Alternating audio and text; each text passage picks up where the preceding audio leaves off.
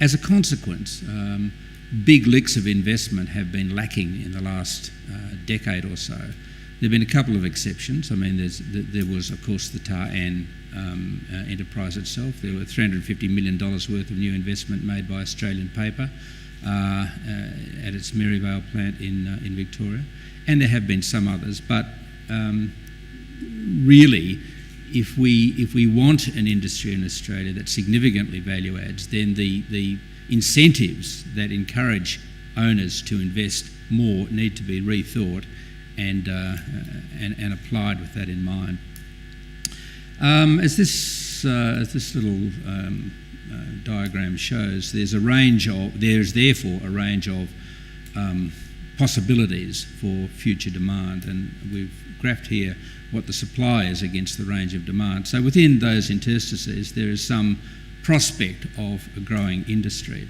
However, if there is to be investment in the industry, in any of its parts, certainly in the relatively easier parts, if I can put it that way, of growing plantation forestry and native forestry, into the more value-adding sections, which represent manufacturing, and which, by the way, employ most of the people that we have in the industry, then there needs to be a radical shift in the policy environment within which investment in forestry takes place. I said earlier that the investment conceptualisation, if you like, needs to move beyond MIS. It needs to move beyond a simple and, I guess, primitive tax-driven system to one where there's a more sophisticated and globally contextualised understanding of what it is we're trying to do with this money. And the view that we have formed and are working on in the industry really is premised on the fact that when you grow trees, there are a number of outcomes, some of which are commercial and economic, and they have a profit reward attached to them, as is entirely appropriate. But there are many other outcomes that have more in the nature of a public good attached to them. That is to say, good is generated, welfare is produced, utility is produced, but actually nobody pays for it, which is what a public good is. I mean, think of a lighthouse which sends its light out to everybody, but you can't force anybody to pay for that public good. And of the many public goods that forests and the planting of trees produce, some of them are mentioned here. Biomass, carbon sequestration, recreational outcomes, water outcomes, and so on. There's a very long list of which I've named one or two here. We are working for a system whereby the good of planting trees as a public good is recognised, and the current tax-driven system complemented or replaced by one where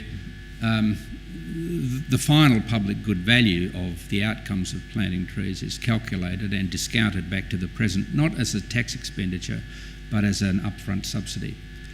Why? Because planting trees is a good thing, and it is absolutely part of the emerging carbon economy, and therefore needs to be planned with that set of public policies in mind. There is no set of public policies anywhere in the world really that encourages plantation forestry and the wood products industry without subsidy of one sort or another.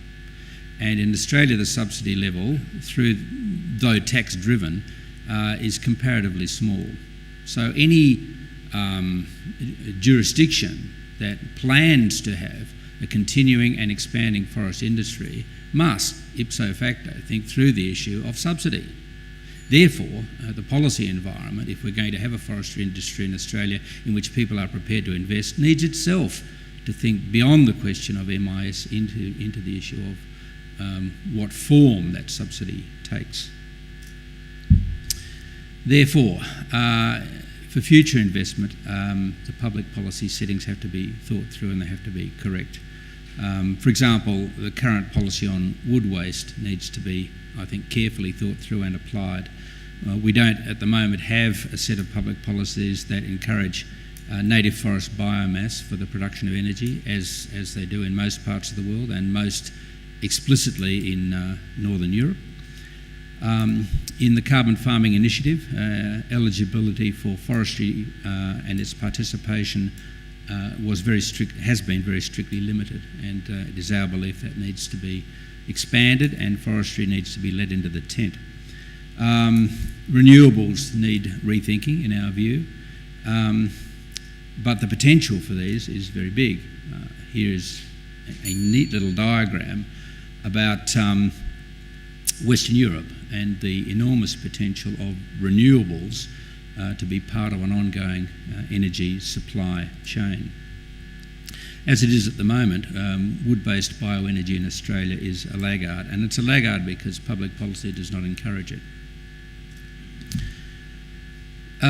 Therefore, just to summarise, investment incentives in Australia in forestry do need revisiting. Is our view that managed investment schemes, MIS, will no longer attract significant investment.